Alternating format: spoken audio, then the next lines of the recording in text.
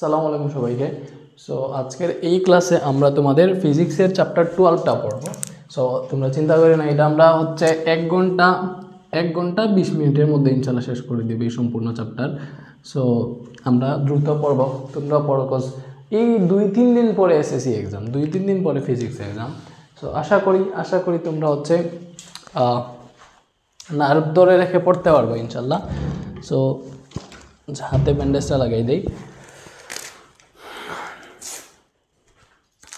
ঠিকঠাক মতো এক্সাম দেও। এখানে যে টাইপগুলো পড়ানো হবে এই টাইপগুলো থেকে এক্সামে আসবে, এটা শিওর, বুঝছো? ফিজিক্স নিয়ে আমি খুব বেশি কনফিডেন্ট ইনশাল্লাহ। সো দেখো কি হয়।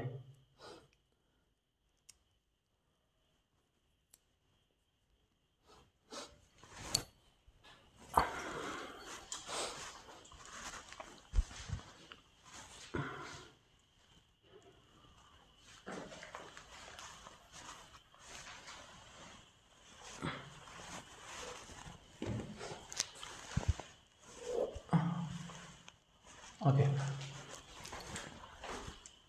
দেখো ট্রান্সফরমার, এখানে এসে আমরা ট্রান্সফরমার যেটা থেকে মেট্রেট আসে ওইটাই পড়ি, ট্রান্সফরমার। সো এই ট্রান্সফরমার জিনিসটা কি স্যার?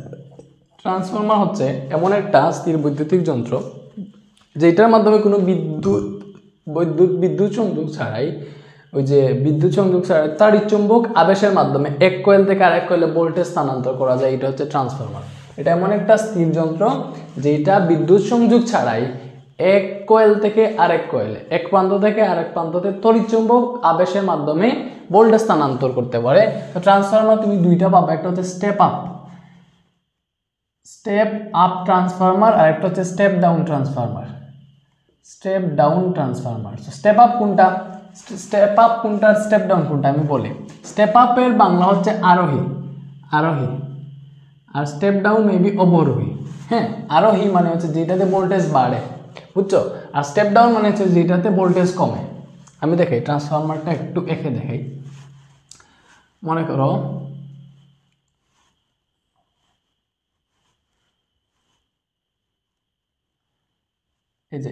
এই যে প্রথম কুণ্ডলী, প্রাথমিক কয়েল, এটা মনে করো সেকেন্ডারি কয়েল। ওকে, সো তুমি হচ্ছে এখানে একটু দেখার ট্রাই করো, এটা ফিল আপ করি। আচ্ছা, এটা হচ্ছে একটা ট্রান্সফরমারের এই যে তোমার ইয়েটা আছে, এগুলো লাগবে না, জাস্ট এখানে দুই প্রান্ত দিয়ে দিই এইভাবে। ওকে, আচ্ছা, এই যে ট্রান্সফরমারটা দেখতেছো, এটা হচ্ছে একটা ট্রান্সফরমার। এইটার এই কয়েলটাকে, প্রথম কয়েলটাকে বলে মুখ্য কুণ্ডলী বা প্রাইমারি কয়েল, এটাকে বলে গৌণ কুণ্ডলী বা সেকেন্ডারি কয়েল। এটা কি? এটা হচ্ছে মুখ্য কুণ্ডলী, এই কুণ্ডলীটা হচ্ছে মুখ্য কুণ্ডলী বা ইংরেজিতে হচ্ছে প্রাইমারি কয়েল। এটা হচ্ছে গৌণ কুণ্ডলী বা সেকেন্ডারি কয়েল। ওকে, এটা বুঝছি। এইবার কথা হচ্ছে এই যে ট্রান্সফরমারটা দেখতেছো, এইটার স্টেপ আপের ক্ষেত্রে বা আরোহী ট্রান্সফরমারের ক্ষেত্রে, আমি ইংরেজিতেই লিখি স্টেপ আপ ট্রান্সফরমার, যেটা আরোহী ট্রান্সফরমারের ক্ষেত্রে এই যে গৌণ কুণ্ডলীর, মুখ্য কুণ্ডলীর ভোল্টেজকে বি অফ পি বলে, গৌণ কুণ্ডলীর ভোল্টেজকে বি অফ এস লিখে। কেন? এই পি দিয়ে বোঝায় প্রাইমারি হচ্ছে মুখ্য কুণ্ডলী, এস দিয়ে বোঝায় সেকেন্ডারি মানে গৌণ কুণ্ডলী। তাহলে ভোল্টেজের ক্ষেত্রে মুখ্য কুণ্ডলীর ভোল্টেজ হচ্ছে বিপি, গৌণ কুণ্ডলীর ভোল্টেজ হচ্ছে ডিএস। মুখ্য কুণ্ডলীর এই যে পাক সংখ্যা আছে, এই যে পাক সংখ্যা, প্যাচ সংখ্যা, এটাকে বলে এনপি। গৌণ কুণ্ডলীর প্যাচ সংখ্যা হচ্ছে এনএস, বুঝছো? এই যে এখানে লিখি, বিপি হচ্ছে মুখ্য কুণ্ডলীর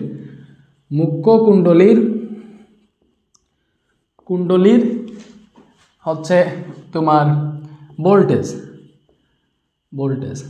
তাহলে বিএস হচ্ছে গৌণ কুণ্ডলীর ভোল্টেজ, বুঝছো? পরে এনপি যেটা, এটা হচ্ছে মুখ্য কুণ্ডলীর পাক সংখ্যা, মুখ্য বা প্রাইমারি যেটা আছে, প্রাইমারি কয়েলের পাক সংখ্যা, এবং এনএস হচ্ছে গৌণ কুণ্ডলীর পাক সংখ্যা বা সেকেন্ডারি কয়েলের পাক সংখ্যা। আচ্ছা, পরে মুখ্য কুণ্ডলীর তড়িৎ প্রবাহ আইপি এবং গৌণ কুণ্ডলীর তড়িৎ প্রবাহ আইএস। তাইলে কি এটা কি আর লেখা লাগবে? বলো, আই মানে তড়িৎ প্রবাহ, এইটা হচ্ছে মুখ্য কুণ্ডলীর তড়িৎ প্রবাহ, এইটা গৌণ কুণ্ডলীর তড়িৎ প্রবাহ। তাহলে স্টেপ আপ ট্রান্সফরমার মানে হচ্ছে যে ট্রান্সফরমারে মুখ্য কুণ্ডলীর চেয়ে গৌণ কুণ্ডলীতে ভোল্টেজ বেশি থাকে বা মুখ্য কুণ্ডলীর চেয়ে গৌণ কুণ্ডলীতে গিয়ে ভোল্টেজ বেড়ে যায়, ওইটা হচ্ছে স্টেপ আপ। বাড়ছে কি বাড়ছে? ভোল্টেজ বাড়ছে। তাহলে স্টেপ আপ বা আরোহী ট্রান্সফরমারের ক্ষেত্রে গৌণ কুণ্ডলীর ভোল্টেজ মুখ্য কুণ্ডলীর ভোল্টেজের চেয়ে বেশি থাকে। এন্ড ভোল্টেজ গৌণ কুণ্ডলীর ভোল্টেজ তখনই বাড়বে যখন গৌণ কুণ্ডলীর পেজ সংখ্যা বাড়বে। সো গৌণ কুণ্ডলীর পেজ সংখ্যা যদি বাড়ে, হ্যাঁ, তাহলে এই স্টেপ আপ ট্রান্সফরমারের ক্ষেত্রে আমরা এটাও বলতে পারবো যে ওই এখানে দেখেই বুঝিয়ে দিচ্ছে, এটা হচ্ছে একটা স্টেপ আপ ট্রান্সফরমার। এই যে গৌণ কুণ্ডলীতে পেজ সংখ্যা বেশি, তাহলে গৌণ কুণ্ডলীতে পেজ সংখ্যা বেশি হইলে এটা হচ্ছে আমাদের স্টেপ আপ ট্রান্সফরমার। সো এখানে তোমাকে হচ্ছে আমি একটা সূত্র লিখে দিই, এইগুলো সব মুছে দিই, এগুলো তুমি লিখলে লিখো, না লিখলে নাই। বাট এইখানে আমি তোমাকে একটা সূত্র লিখে দেবো, এক লাইন, এই এক লাইনে একটা চ্যাপ্টার শেষ।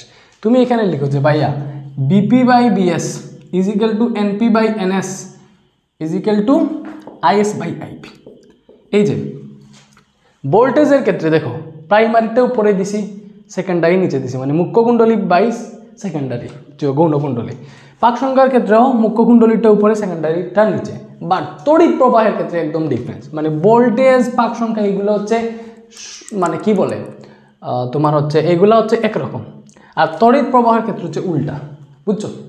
তড়িৎ প্রবাহের ক্ষেত্রে উল্টা, ভোল্টেজ আর পাক সংখ্যা হচ্ছে সমানুপাতিক আর তড়িৎ প্রবাহটা ব্যস্তানুপাতিক। এটা জাস্ট মনে রাখলে হবে। এই যে VP by VS equal to NP by NS হয়েছে, বাট তড়িৎ প্রবাহের ক্ষেত্রে এটা হয়ে গেছে আইএস বাই এইপি। এইটা জাস্ট মনে রাখো, এইটা জাস্ট মনে রাখো, কাজ হয়ে যাবে। এই এক লাইন মনে রাখো, কাজ হয়ে যাবে। তাইলে তুমি দেখো আইএসটা আই তড়িৎ প্রবাহ উল্টা, ভোল্টেজের ক্ষেত্রে উল্টা, পাক সংখ্যার ক্ষেত্রে উল্টা, তড়িৎ প্রবাহ হচ্ছে বিপরীত। এখানে প্রাইমারিটা উপরে, তড়িৎ প্রবাহের ক্ষেত্রে প্রাইমারিটা নিচে গেছে, মুখ্য কুণ্ডলীটা এখানে উপরে, এখানে নিচে আর কি। এখানে গৌণ কুণ্ডলী পাক সংখ্যা নিচে, এখানে গৌণ কুণ্ডলীর তড়িৎ প্রবাহ উপরে, উল্টা। বাট ভোল্টেজের ক্ষেত্রে দেখো গৌণ কুণ্ডলীর পাক সংখ্যা নিচে, গৌণ কুণ্ডলীর ভোল্টেজও নিচে। বুঝছো ব্যাপারটা? বুঝাইতে পারছি? ঠিক আছে। তাইলে দেখো স্টেপ আপ ট্রান্সফরমারের ক্ষেত্রে VS is greater than VP পাইছি, NS is greater than NP পাইছি। তাইলে এখানে দেখো এবার NS is greater than NP, তাইলে তড়িৎ প্রবাহ উল্টা না? তড়িৎ প্রবাহের ক্ষেত্রে উল্টা। তাইলে তড়িৎ প্রবাহের ক্ষেত্রে যেহেতু উল্টা, তাইলে দেখো এখানে গৌণ কুণ্ডলীর ভোল্টেজ বেশি হইলে এখানে গৌণ কুণ্ডলীর তড়িৎ প্রবাহ কম হবে, কারণ এটা হচ্ছে উল্টা। এইখানে সূত্রেই দেখতে পারতেছে উল্টা। সো এইখানে আমাদের স্টেপ আপ ট্রান্সফরমারে IS is smaller than IP হয়। এই তিনটা জিনিস মনে রাখবা। এবার আসো স্টেপ ডাউন ট্রান্সফরমার। এবারে আসো, এটা শেষ না, এটা ভাই মুছে ফেলতেছি। এবার আসো স্টেপ ডাউন ট্রান্সফরমার। ওকে, সো স্টেপ ডাউন ট্রান্সফরমারে কি হয় স্যার? স্টেপ ডাউন ট্রান্সফরমারে গৌণ কুণ্ডলীতে গিয়ে ভোল্টেজ হ্রাস পায় বা ভোল্টেজ কমে যায়, তার মানে গৌণ কুণ্ডলীর ভোল্টেজ কমে যায় মুখ্য কুণ্ডলীর চেয়ে। এবং গৌণ কুণ্ডলীর ভোল্টেজ তখনই কমবে যখন গৌণ কুণ্ডলীর পাক সংখ্যা কমে যাবে, তাহলে NS is smaller than NP হবে। আর এইগুলা গৌণ কুণ্ডলীর ভোল্টেজ যদি মুখ্য কুণ্ডলীর চেয়ে কম হয়, তাইলে গৌণ কুণ্ডলীর প্রবাহ মুখ্য কুণ্ডলীর থেকে বেশি হয়ে যাবে, কারণ এটা হচ্ছে উল্টা। এইটা জাস্ট মনে রাখো, কাজ হয়ে গেছে। এই যে এই শেষ। এইবার ডিরেক্ট মেতে চলে যাব। এই তিনটা সূত্র মনে রেখো, এই একটা লাইন মনে রেখো, কাজ হয়ে গেছে। সো এই যে এটা হচ্ছে ট্রান্সফরমার কোনটার কি বলে দিয়ে দিছি। এবার আমরা মেতে চলে যাই।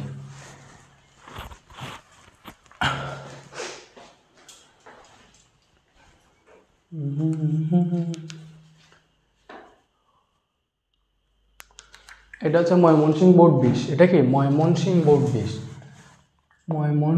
বোর্ড 20। তো এটা দেখো, এটার গ নাম্বারটা তুমি একটু খেয়াল করে দেখো। তোমাকে বলছে এটা গ নাম্বারটা করবো, তার আগে এই চিত্রটা দেখো। চিত্র বিতে বি একটা বৈদ্যুতিক মোটর ইনপুট আউটপুট দিছে। বি মোটরের কর্মদক্ষতা 90%। মোটরটি 40 সেকেন্ডে 40 মিটার উচ্চতায় থাকা কোনো ট্যাঙ্কে 200 কেজি পানি উঠাতে পারে। আচ্ছা, উদ্দীপকের এ যন্ত্রের গৌণ কুণ্ডলীতে প্রবাহ মাত্রা নির্ণয় করবা। এই যে এ যন্ত্রটা আছে, এর গৌণ কুণ্ডলীতে প্রবাহ মাত্রা। গৌণ কুণ্ডলীর তড়িৎ প্রবাহ মানে আইএস, তড়িৎ প্রবাহ মানে আই, গৌণ বলছে মানে সেকেন্ডারি মানে এস, আইএস। এইভাবে বুঝবা, বুঝছো? সো এ যন্ত্রের গৌণ কুণ্ডলীর প্রবাহ মাত্রা নির্ণয় করবা, দ্যাটস মিন তুমি আইএস নির্ণয় করবা। What is is? তাইলে কি দেওয়া আছে দেখো, এখানে দেওয়া আছে এই যে এইখানে শুধু মুখ্য কুণ্ডলীর ভোল্টেজ দেওয়া আছে, বাট গৌণ কুণ্ডলীর ভোল্টেজ দেওয়া নাই, বুঝবা? এখানে দেখো মুখ্য কুণ্ডলীর পাক সংখ্যা দেওয়া আছে এনপি, গৌণ কুণ্ডলীর পাক সংখ্যা দেওয়া আছে। তাইলে মনে করো আমরা যখন সূত্র বসাবো, আমরা তো এটা জানি, সো আমরা বের করবো আইএস। তো আমরা হয় এই দুইটা সূত্রতে বসাবো, নয়তো এটার সাথে এটার সম্পর্ক দিব আর কি। হয় আমরা এইভাবে দিব যে IS by IP is equal to VP by VS দেখো IS by IP is equal to VP by VS, হয় এইটা দিব না হয় IS by IP is equal to NP by NS এইটা দিব। সো এই দুটার মধ্যে কোনটা দিব? সো দেখো এখানে আমরা বের করব আইএস, কি বের করব? আইএস বের করব। এখানে কি দেওয়া আছে? আইপি দেওয়া আছে, মুখ্য কুণ্ডলীর এমপি কি বলে তড়িৎ প্রবাহ এটা দেওয়া আছে, মুখ্য কুণ্ডলীর ভোল্টেজ দেওয়া আছে, বাট গৌণ কুণ্ডলীর ভোল্টেজ দেওয়া নাই, এটা দেওয়া নাই। এটা দেওয়া না থাকলে কি এখানে আইএস বের হবে? বের হবে না। তাইলে এটার ক্ষেত্রে দেখো আইএস বের করবো, আইপি দেওয়া আছে, মুখ্য কুণ্ডলীর পাক সংখ্যা গৌণ কুণ্ডলীর পাক সংখ্যা দুইটাই দেওয়া আছে। তাইলে এই সূত্র দিয়ে আমরা হচ্ছে এই গৌণ কুণ্ডলীর তড়িৎ প্রবাহ বের করতে পারবো। বুঝতে পারছো? ওকে, ঠিক আছে। তাইলে দেখো আমরা চুটকি মেরে করে ফেলি। সো ডিরেক্ট এখানে লিখবা কি দেওয়া আছে। এখানে দেওয়া আছে দেখো মুখ্য কুণ্ডলীর পাক সংখ্যা 50, গৌণ কুণ্ডলীর পাক সংখ্যা হচ্ছে 20, বের করবো হচ্ছে আইএস। তারপরে আমাদের মুখ্য কুণ্ডলীর প্রবাহ দেওয়া আছে 5 এম্পিয়ার। সো আমরা জানি IS by IP is equal to NP by NS. বুঝছি? IS by IP is equal to NP by NS. তাহলে এটাতে দেখো আমরা এখানে আইএস বের করবো। সো আইএস ইজিক্যাল টু আসবে, এখানে আছে এনপি বাই এনএস, এই আইপিটা গুণ হয়ে যাবে। সো এনপি কত স্যার? 50, এনএস 20, মান বসো এখানে সিরিয়াল ওয়াইজ। এনপি 50, এনএস হচ্ছে 20 এবং আইপিটা হচ্ছে 5 এম্পিয়ার বসো, ওইটা থেকে আনসার চলে আসবে।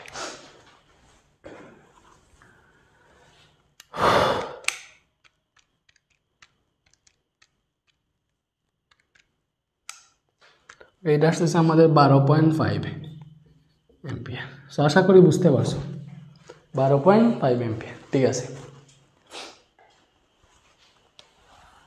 আচ্ছা এটা মুছে ফেলছি, এটা তোমরা জানো, খাতায় তো তুলে ফেলছো। বলছে না গৌণ কুণ্ডলীর প্রবাহ মাত্রা নির্ণয় করতে, যে নির্ণয় করে ফেলছি, এটাই শেষ। এবারে আসো গ নাম্বারে কি বলছে? গ নাম্বারে বলছে এ যন্ত্রটি দ্বারা বি যন্ত্রটি চালানো সম্ভব কিনা তা বিশ্লেষণ করো। আচ্ছা, সো এ যন্ত্র দ্বারা বি যন্ত্র চালানো সম্ভব কিনা এইটা বিশ্লেষণ করতে হইলে আগে আমরা দেখবো এ যন্ত্রের ক্ষমতা কত আর বি যন্ত্রের ক্ষমতা কত। এখানে বি দিয়ে তো বৈদ্যুতিক মোটর চালাবো, সো কি দিয়ে চালাবো? এ যন্ত্র দিয়া। তাইলে এ যন্ত্রের ক্ষমতা যদি বি যন্ত্রের ক্ষমতা থেকে কম হয়, বুঝছো, এই এ দিয়ে আমি বিকে চালাবো, তাহলে এর ক্ষমতা যদি বি থেকে কম হয় তাহলে বিটা কি এর কাছে এসে চলবে? চলবে না, বিকজ এইটা থেকে এটার ক্ষমতাই বেশি। সো এইটা দিয়ে এটাকে চালাইতে হইলে হয় এইটার ক্ষমতা এটার সমান হইতে হবে, নাহলে এটার ক্ষমতা এটা থেকে কম হইতে হবে। সো এইটা জাস্ট আমরা টেস্ট করবো। সো আমরা এখানে চিত্র বি যে একটা বৈদ্যুতিক মোটর বলছে, এইটার প্রদত্ত ক্ষমতা কত এটা আমরা বের করবো। কি প্রদত্ত ক্ষমতা মানে এটার ইনপুটে কি ক্ষমতা দেওয়া আছে ওইটা বের করবো, কার্যকর ক্ষমতা না। সো এখানে আমাদের দেওয়া আছে বি একটা মোটর, এই মোটরের ক্রমদক্ষতা 90%। মোটরটি 40 সেকেন্ডে 40 মিটার উচ্চতায় থাকা কোনো ট্যাঙ্কে 200 কেজি পানি উঠাতে পারে, জি এর মান বলে দিছে। আচ্ছা, এখান থেকে দেখো এখানে যে ডিটেলস দেওয়া আছে এটা থেকে আমরা মোটরের কার্যকর ক্ষমতা বের করে ফেলতে পারবো ফার্স্টেই। মানে এই যে দ্বিতীয় যে বৈদ্যুতিক মোটর আছে বিতে, এটার কার্যকর ক্ষমতা বের করে ফেলতে পারবো, মানে পি ড্যাশ এটা তো কার্যকর ক্ষমতা। বাট আমরা মোটরে আসলে ইনপুটে কি দেই? তার প্রদত্ত ক্ষমতা যেটা পি, মেইন যে ক্ষমতা আছে ওইটা দেই, তারপরে না তার কর্মদক্ষতা থাকে এবং কর্মদক্ষতা অনুযায়ী তার কার্যকর ক্ষমতা কাজ করে। বুঝতে পারতেছো? সো আমরা এক্স্যাক্টলি বি মোটরের প্রদত্ত ক্ষমতা বের করব। সো প্রদত্ত ক্ষমতা বের করতে হইলে আমরা জানি দেখো eta is equal to P dash by P into 100%। 100% না লিখলেও হবে, যদি ইটার মান হচ্ছে ডিরেক্ট দশমিকে বসাই দাও, এটা থেকে পার্সেন্ট সরাই দাও আর কি। আচ্ছা, সো এখানে দেখো তুমি ইটার মান জানি, কর্মদক্ষতা জানি, এই যে প্রদত্ত ক্ষমতা বের করতে হইলে আমাদের কার্যকর ক্ষমতাটা জানা লাগবে, এই জন্য কার্যকর ক্ষমতাটা আগে বের করব। সো লিখো বি মোটরের কার্যকর ক্ষমতা, বি মোটরের কার্যকর ক্ষমতা, তাহলে কার্যকর ক্ষমতা P dash is equal to আমরা জানি ডাব্লিউ বাই টি বা M G H by T, এটা চ্যাপ্টার 4-এ পড়ছো তোমরা। এম কত? এই যে 200 কেজি পানি 40 মিটার উচ্চতায় উঠায়, তাহলে এম হচ্ছে 200 কেজি, জি এর মান 9.8 এই যে দেওয়া আছে, আর এইচ হচ্ছে 40 মিটার উচ্চতায় উঠায়, টি কত? 40 সেকেন্ডে উঠায়, তাহলে টি হচ্ছে 40। সো এটা তুমি হিসাব করবা, এটা কাউন্ট করে দেখো কত আসে।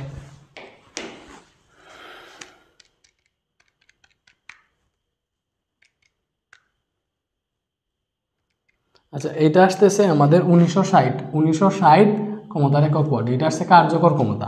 বাট আমাদের কার্যকর ক্ষমতা জানলে হবে না, আমাদেরকে বের করতে হবে প্রদত্ত ক্ষমতা। সো এক্ষেত্রে তুমি সহজভাবে দেখো ইটার মান যেটা, এটা 90% দিছে না। সো ইটার 90%কে যদি তুমি 90% মানে কি 100/90 না, এটা যদি ডিরেক্ট বসে এটার মান 0.9 এটা লিখে ফেলো, এটার মান যদি এটা লিখে ফেলো, তাহলে তুমি ডিরেক্ট এটা is equal to P dash by P বসাইতে পারবা, কোনো সমস্যা নেই, বুঝছো?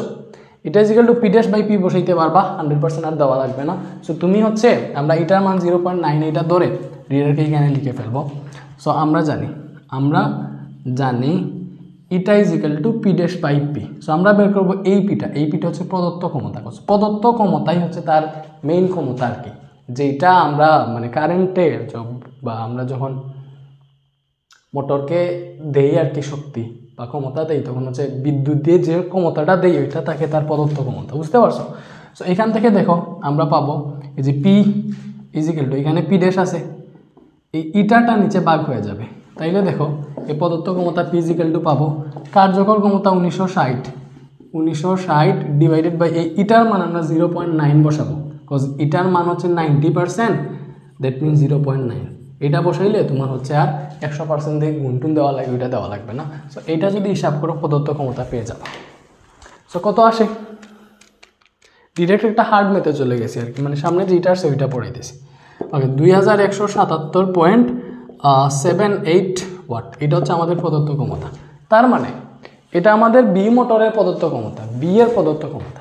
তার মানে এই যে এ যে ট্রান্সফরমার আছে, এই ট্রান্সফরমারের ক্ষমতা যদি এই প্রদত্ত ক্ষমতা থেকে বেশি হয়, তাইলেই এই ট্রান্সফরমার দ্বারা বি মোটরটা চালানো যাবে, বুঝতে পারছো?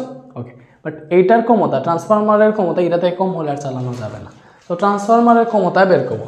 তো ট্রান্সফরমারের ক্ষমতা আমি তোমাকে এখনো দেখাই নাই, চলি গো। ট্রান্সফরমারের এটা একটু লিখো, ট্রান্সফরমারের মুখ্য কুণ্ডলীর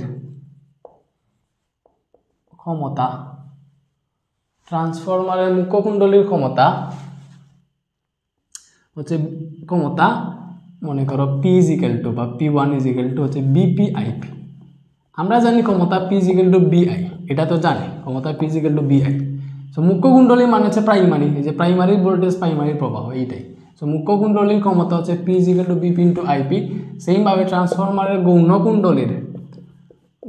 কুণ্ডলীর ক্ষমতাটা হবে, গৌণ কুণ্ডলীর ক্ষমতা হবে P2 equal to BS into IS. কি স্যার? BS into IS. এই বিএস হচ্ছে গৌণ কুণ্ডলীর ভোল্টেজ, আইএস হচ্ছে গৌণ কুণ্ডলীর প্রবাহ। এবং তোমার হচ্ছে ট্রান্সফরমারের ক্ষেত্রে মুখ্য কুণ্ডলীর ক্ষমতা বিপিআইপি, এইটা সমান গৌণ কুণ্ডলীর ক্ষমতা হয়, এটা মনে রাখবো। ট্রান্সফরমারের ক্ষেত্রে মুখ্য কুণ্ডলীর যেই ক্ষমতা, গৌণ কুণ্ডলীরও সেম ক্ষমতা থাকবে, ক্ষমতার কোনো চেঞ্জ হবে না, চেঞ্জ হবে ভোল্টেজের প্রবাহ মাত্রা রেগুলার। আচ্ছা, সো আমরা কি করবো তাইলে? সূত্র দুইটা পেয়ে গেছি। এবার আমরা হচ্ছে তোমার কি করব, এই ট্রান্সফরমারের ক্ষমতা বের করব। সো দেখো এই ট্রান্সফরমারের মুখ্য কুণ্ডলীর ভোল্টেজ আর প্রবাহ দেওয়া আছে, বাট এক্স্যাক্টলি আমরা ট্রান্সফরমারের যে ক্ষমতাটা কাজে লাগে বা যেখানটার ক্ষমতা কাজে লাগে ওইটা হচ্ছে গৌণ কুণ্ডলীতে যেটা পায় ওইটাই কিন্তু তার আউটপুট। গৌণ কুণ্ডলীতে যেটা পায় ওইটাই তার আউটপুট। তাইলে আমাদের উচিত গৌণ কুণ্ডলীর ক্ষমতা কত ওইটা বের করা, যে গৌণ কুণ্ডলীর ভোল্টেজ বিএস, গৌণ কুণ্ডলীর প্রবাহ মাত্রা আইএস, এইগুলা দিয়া গৌণ কুণ্ডলীর ক্ষমতা বের করা উচিত। বাট আমরা তো আরও চালাক কজ আমরা জানি মুখ্য কুণ্ডলীর ক্ষমতা যেটা গৌণ কুণ্ডলীর ক্ষমতা সেম, চেঞ্জ হয় না। তার মানে মুখ্য কুণ্ডলীর ভোল্টেজ আর প্রবাহ ডিরেক্ট দেওয়া আছে, এটা দিয়ে মুখ্য কুণ্ডলীর ক্ষমতা বের করে ফেলবো এবং লিখবো যে মুখ্য কুণ্ডলীর ক্ষমতাই গৌণ কুণ্ডলীর ক্ষমতা। তাইলে আর আলাদাভাবে গৌণ কুণ্ডলীর জন্য বিএস আইএস এগুলো বের করা লাগবে না। ওকে, সরি গো, ট্রান্সফরমারটির মুখ্য কুণ্ডলীর ক্ষমতা, মুখ্য কুণ্ডলীর ক্ষমতা পি ইজিক্যাল টু বিপিআইপি। এই যে বিপি হচ্ছে 220 ভোল্ট দেওয়া আছে এবং আইপি হচ্ছে যে 5 এম্পিয়ার দেওয়া আছে। এটা হিসাব করলে পাইবা তুমি 1100, কত স্যার? 1100 ওয়াট। কত পাইছি? 1100 ওয়াট পাইছি। তাইলে তুমি চিন্তা করো, তাইলে মুখ্য কুণ্ডলীর ক্ষমতা যেটা গৌণ কুণ্ডলীর ক্ষমতা হতো, অথবা লিখো গৌণ কুণ্ডলীর ক্ষমতাও, গৌণ কুণ্ডলীর ক্ষমতা এই 1100 ওয়াটে। বিকজ আমাদের গৌণ কুণ্ডলীর ক্ষমতাই দরকার, কজ মোটরটাকে গৌণ কুণ্ডলীতেই বসাইতে হবে। আচ্ছা, এইবার তুমি বলো ভাইয়া, তোমার বিবেক দিয়ে চিন্তা করো, এই ট্রান্সফরমারের ক্ষমতাই আসছে 1100 ওয়াট, অন্যদিকে এই বৈদ্যুতিক মোটরের ক্ষমতা 2100 ওয়াট। তাহলে 1100 ওয়াটের জিনিস দিয়া 2100 সামথিং ওয়াটের জিনিস চালাইতে পারবা না। তাইলে এ যন্ত্র দ্বারা বি যন্ত্র চালানো সম্ভব না।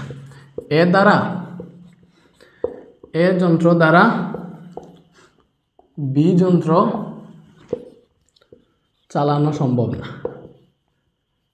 আশা করি বুঝাইতে পারছি। যদি বুঝে থাকো তাইলে নেক্সটে আসো।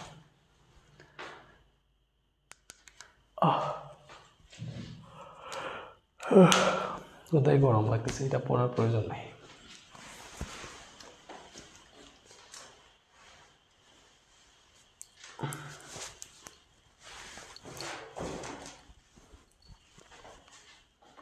পিছনে নেই এটা।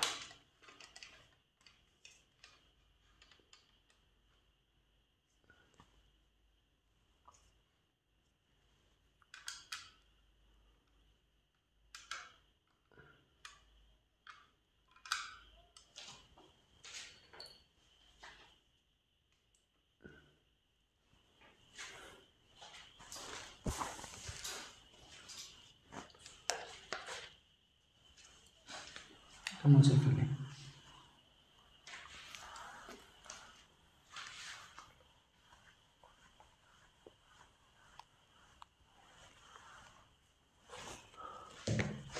এই যে কুমিল্লা বোর্ড 20, আচ্ছা কুমিল্লা বোর্ড 20, এটার গ নাম্বারটা দেখো। বলছে একটা ট্রান্সফরমারের প্রাইমারি ও সেকেন্ডারি কয়েলের ভোল্টেজ যথাক্রমে 20 ও 50। ট্রান্সফরমারটির প্রাইমারি কুণ্ডলীর পেজ সংখ্যা 100। বলছে ট্রান্সফরমারের সেকেন্ডারি এবং প্রাইমারি কুণ্ডলীর তড়িৎ প্রবাহের অনুপাত বের করবা। এটা সেকেন্ডারি ও প্রাইমারি কুণ্ডলীর তড়িৎ প্রবাহের অনুপাত। দ্যাট মিনস তোমাকে এটা বলছে সেকেন্ডারি তড়িৎ প্রবাহ অনুপাত প্রাইমারি তড়িৎ প্রবাহ কত, এটা বের করবা। দেখো কোয়েশ্চেনটার সাথে মিলিয়ে দেখো এটার কথাই বলছে কিনা, যে ট্রান্সফরমারটির সেকেন্ডারি এবং প্রাইমারি কুণ্ডলীর তড়িৎ প্রবাহের অনুপাত নির্ণয় করবা। তাহলে সেকেন্ডারি অনুপাত প্রাইমারি, এটা তুমি এইটাই বের করবা। এটাই হচ্ছে কোয়েশ্চেন। তো দেখো এখানে কি কি দেওয়া আছে, ডিরেক্ট দেওয়া আছে যে ট্রান্সফরমারের প্রাইমারি ও সেকেন্ডারি কয়েলের ভোল্টেজ যথাক্রমে 20 ও 50। তো এখানে দেওয়া আছে, দেখো দেওয়া আছে এখানে কি দেওয়া আছে, প্রাইমারির ভোল্টেজ 20 ভোল্ট। প্রাইমারি ভোল্টেজ মানে কি হচ্ছে বিপি হচ্ছে 20 ভোল্ট। সেকেন্ডারি ভোল্টেজ, সেকেন্ডারি কয়েলের ভোল্টেজ বিএস, এটাই যেগুলো বলছে 50 ভোল্ট। কত ভোল্ট? 50 ভোল্ট। তাইলে আমরা বের করবো আইএস অনুপাত আইপি। সো এটা এবং এটা সম্পর্ক বসাবো।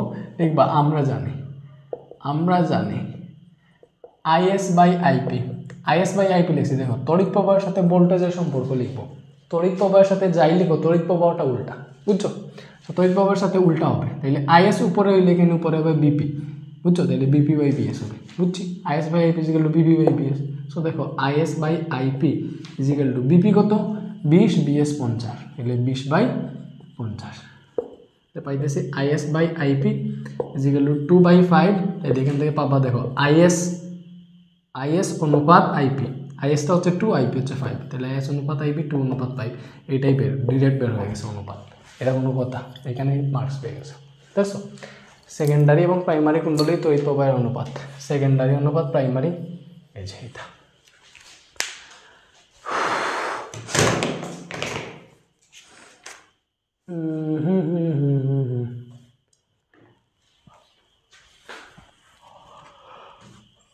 এবার তুমি এটা দেখো যে গ নাম্বারে কি বলছে।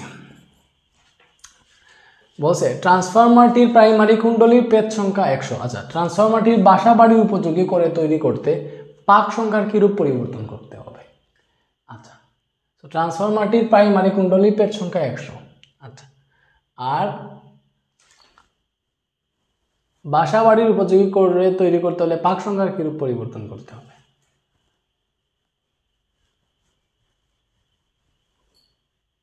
বাসা বাড়ির উপযোগী মানে হচ্ছে ওই যে গৌণ কুণ্ডলীতে ভোল্টেজটা 220 ভোল্ট করতে হবে। মানে আমরা যে ভোল্টেজটা পাবো এটা হচ্ছে 220 ভোল্ট। বাসা বাড়িতে 220 ভোল্টের উৎস আমরা ইউজ করি, মনে আছে? বা এগুলো তুমি বাসা বাড়িতে তুমি নিজের চোখে দেখছো। আচ্ছা, সো আমরা দেখবো এখানে আমি এইটাই দেখি যে দেখো আমাদের যেভাবে দেওয়া আছে যে আমাদের মুখ্য কুণ্ডলীর ভোল্টেজ হচ্ছে 20 ভোল্ট, মুখ্য কুণ্ডলীর ভোল্টেজ দেওয়া আছে 20 ভোল্ট, গৌণ কুণ্ডলীর ভোল্টেজ দেওয়া আছে 50 ভোল্ট, এবং আচ্ছা প্রাইমারি কুণ্ডলীর পাক সংখ্যা মানে এনপি দেওয়া আছে 100 ওকে। সো এই অবস্থায় আমাদের গৌণ কুণ্ডলীতে পাক সংখ্যা কত আছে এটা আমরা বের করব। কজ তোমাকে এটাই বলছে যে ট্রান্সফরমারটিকে বাসা বাড়ির উপযোগী করে তৈরি করতে পাক সংখ্যার কিরূপ পরিবর্তন করতে হবে। সো বাসা বাড়ির উপযোগী করে তৈরি করবা, কি করবা, বাসা বাড়ির উপযোগী করে তৈরি করবা। সো বাসা বাড়ির উপযোগী করে তৈরি করতে পাক সংখ্যার কিরূপ পরিবর্তন করতে হবে। সো বাসা বাড়ির উপযোগী করে তৈরি করবা, চিন্তা করো তাইলে বাসা বাড়ির উপযোগী করে তৈরি করতে পাক সংখ্যার কিরূপ চেঞ্জ হবে এটা বের করবা, পাক সংখ্যার কিরূপ চেঞ্জ হবে। তাইলে আমরা দেখবো যে এখন যে অবস্থায় আছে এই অবস্থায় গৌণকুণ্ডলীর পাক সংখ্যাটা কত, আর বাসা বাড়ির উপযোগী করতে হইলে গৌণকুণ্ডলীতে পাক সংখ্যা কত লাগবে এটা বের করে ডিফারেন্সটা আমরা চেক করতে পারবো। সো দেখো এনএস বের করবো না, ডিরেক্ট লিখবো, আমরা জানি NS by NP is equal to কার সাথে সম্পর্ক, ভোল্টেজ, মানে ভোল্টেজ দের মান দেওয়া আছে। সো এনএস উপরে দিলে বিএস উপরে হবে, বুঝছো এরকম, কজ পাক সংখ্যার ভোল্টেজ সমানুপাতিক সম্পর্ক। এখান থেকে পাই যে এনএস ইজিক্যাল টু এখানে বিএস বাই বিপি আছে, এনপিটা গুণ হয়ে গেছে, বুঝছি। সো এখানে মান বসাও, বিএস 50 বিপি 20, 50/20 ইন্টু এনপি হচ্ছে 100, এটা করলে তুমি পাইবে এখানে 250, তো পাইছি 250, মানে গৌণকুণ্ডলীর পাক সংখ্যা পাইছি 250। আচ্ছা সো বাসা বাড়ির উপযোগী করতে হইলে বাসা বাড়ির উপযোগী করলে এই যে গৌণকুণ্ডলীর ভোল্টেজ হইতে হবে 220 ভোল্ট, বুঝছো, গৌণকুণ্ডলীর ভোল্টেজ হইতে হবে 220 ভোল্ট, বাসা বাড়ির উপযোগী করতে গৌণকুণ্ডলীর ভোল্টেজ হইতে হবে 220 ভোল্ট। সো এক্ষেত্রে আমাদের গৌণকুণ্ডলীর পাক সংখ্যা কত এটা বের করবো। সো এখানে যেরকম সূত্র আসছে তুমি ডিরেক্ট লিখে ফেলো যে অতএব গৌণকুণ্ডলীর পাক সংখ্যা প্রাইম দিতেছি, কজ আমরা হচ্ছে বাসা বাড়িটা বিএস প্রাইম ধরছি যে 220 ভোল্ট করতে হবে, তাইলে দেখি আমরা গৌণকুণ্ডলীটা বা গৌণকুণ্ডলীর পাক সংখ্যা কত করতে হবে। So NS prime is equal to কি হবে, সেম ভাবে যে VS by VP into NP, VS by VP into NP, but এখানে বিএস এর ক্ষেত্রে জাস্ট এটা ইউজ হবে, এই যে বিএস প্রাইম এটা ইউজ হবে। সো এখানে দেখো বিএস প্রাইম 220 ভোল্ট, কজ বাসা বাড়ির উপযোগী করবো, আর বিপি যেটা প্রাইমারি ভোল্টেজ 20 ভোল্টই দেওয়া আছে, এনপি তো 100 দেওয়া আছে। সো এটা যদি হিসাব করো এখান থেকে তুমি হচ্ছে এনএস প্রাইম পাবা, এটা থেকে তুমি এনএস প্রাইম কত পাবা,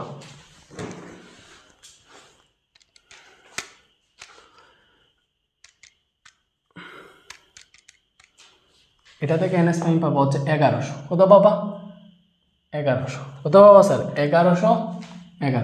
তাইলে দেখো আমরা দেখছি যে বাসা বাড়ির উপযোগী করতে হইলে গৌণকুণ্ডলীর পাক সংখ্যা হইতে হবে আমাদের 1100, কজ বাসা বাড়ির উপযোগীর জন্য গৌণকুণ্ডলীর ভোল্টেজ 220 ভোল্ট, বাট আগে আমাদের গৌণকুণ্ডলীর পাক সংখ্যা ছিল 250, বাট বাসা বাড়ি উপযোগী করতে হইলে করতে হবে 1100, তাইলে কত চেঞ্জ করতে হবে, কিরূপ পরিবর্তন করতে হবে, তাহলে তো বৃদ্ধি করতে হবে। দেখো আগে কম ছিল এখন বাড়াইতে হবে, চলি কত হবে বৃদ্ধি করতে হবে। সো কত বৃদ্ধি করতে হবে তুমি দেখো, এই যে 1100 থেকে আগের যে কত স্যার 250, এটা বিয়োগ দিয়ে দেখাও,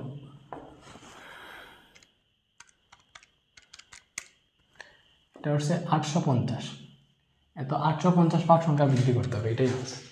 ওকে নেক্সটে আসো, ডিরেক্ট মুছে বলতেছি, তোমরা দরকার হইলে পজ করে তুলো, এটা তো লাইভ না। এটা দেখো যশোর বোর্ড 19, আমরা হচ্ছে পরে সেম টাইপের কোয়েশ্চেন পাইলে শুধু স্কিপ করব, তোমরাই করবা। আচ্ছা একটা ট্রান্সফরমার মুখ্য কুণ্ডলীর ভোল্টেজ বলছে 450 ভোল্ট, পাক সংখ্যা 100, প্রবাহ এত, গৌণকুণ্ডলীর প্রবাহ এত। আচ্ছা গৌণকুণ্ডলীর ভোল্টেজ বের করবা, কোয়েশ্চেন ইজ দ্যাট গৌণকুণ্ডলীর ভোল্টেজ নির্ণয় করো, তার মানে গৌণকুণ্ডলীর voltage VS is equal to what, কি কি দেওয়া আছে এটা দেখো, তোমাকে দেওয়া আছে দেখো মুখ্য কুণ্ডলীর ভোল্টেজ দেওয়া আছে, মানে বিপি দেওয়া আছে কত 450 ভোল্ট, এরপরে দেওয়া আছে মুখ্য কুণ্ডলীর পাক সংখ্যা দেওয়া আছে। সো আমরা পাক সংখ্যা দিয়ে যদি হিসাব করি তাহলে গৌণকুণ্ডলীর পাক সংখ্যা দিতে হবে, বাট এখানে শুধু মুখ্য কুণ্ডলীর পাক সংখ্যা দিছে, গৌণকুণ্ডলীতে পাক সংখ্যা দেয় নাই। বাট এখানে দেখো মুখ্য কুণ্ডলীর প্রবাহ দিছে, গৌণকুণ্ডলীর প্রবাহ দিছে, তার মানে আমরা প্রবাহ দিয়ে সম্পর্কটা বসাইতে পারবো। তাই দেখো এখানে মুখ্য কুণ্ডলীর প্রবাহ আইপি 1.5 এম্পিয়ার, গৌণকুণ্ডলীর প্রবাহ আইএস হচ্ছে 6.15 এম্পিয়ার দেওয়া আছে, বের করবো বিএস, ডিরেক্ট লিখবো VS by VP is equal to কি হবে আইপি বাই আইএস কজ এটা উল্টা, তড়িৎ প্রবাহের ক্ষেত্রে উল্টা, তাহলে বিএস হবে আইপি বাই আইএস আছে, বিপিটা গুণ হয়ে যাবে, বুঝছো? সো আইপি কত, এই যে 1.5 ডিভাইডেড বাই আইএস কত 6.15 ইন্টু বিপি কত, বিপি হচ্ছে 450 ভোল্ট। সো এটা যদি হিসাব করো তুমি এখান থেকে পাবা, এবং বিএস ইজ ইকুয়াল টু কত পাবা,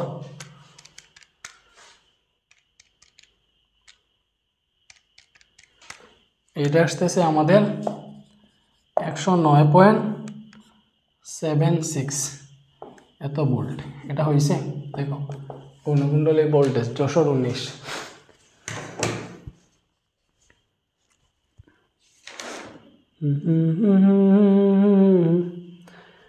হবে না কেন, হয়েছে। আচ্ছা ঠিক আছে, দেখো এবার এর পরবর্তীতে শুধু আমরা গ নাম্বারটা করবো। সো এই টাইপের অনেকটা ম্যাথ করে ফেলছি, এরকম ম্যাথ দেখলেই তোমরা পারবা। এবার দেখো গ নাম্বারটা বলছে 1.5 কিলোওয়াট ক্ষমতার একটি তড়িৎ মোটর ট্রান্সফরমারটির সাহায্যে চালানো সম্ভব কিনা গাণিতিক বিশ্লেষণের মাধ্যমে দেখাইবা।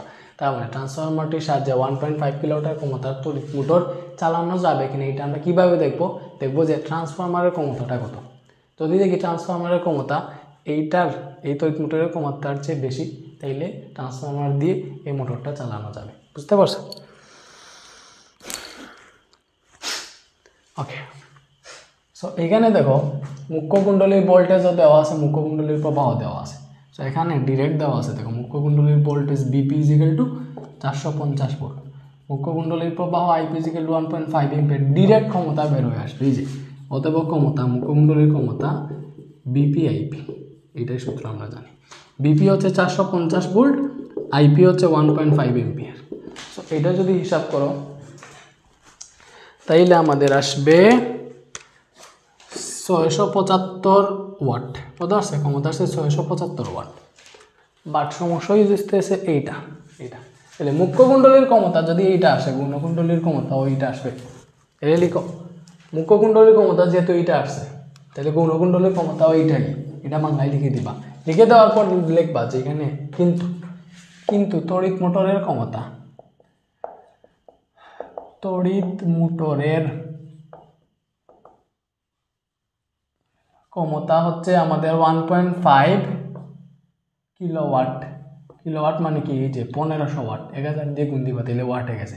তো তড়িৎ মোটরের ক্ষমতা 1500 ওয়াট, বাট আমার যে ট্রান্সফরমার আছে এটার ক্ষমতা 675 ওয়াট। তাহলে এই ট্রান্সফরমার দিয়ে এই মোটর কি চালানো সম্ভব হবে, তাইলে এই ট্রান্সফরমার দিয়ে এই মোটর চালানো সম্ভব হবে না, এটাই আনসার। বুঝছি, শেষ। পড়ে যাই, কত ইজি। এই যে ইজি ম্যাথগুলা কি কেন আমি তোমাদের জন্য রাখলাম এটা আমি জানি না, জাস্ট আমি ভাবছি যে সলভ করাই দিই। তোমরা তো সলভ করবা না, অ্যাটলিস্ট 9-10টা সলভ করাই দিই, যাতে বেচারা পরীক্ষার হলে গিয়ে ডিরেক্ট কমন পাও। এই যে সকল বোর্ড 18,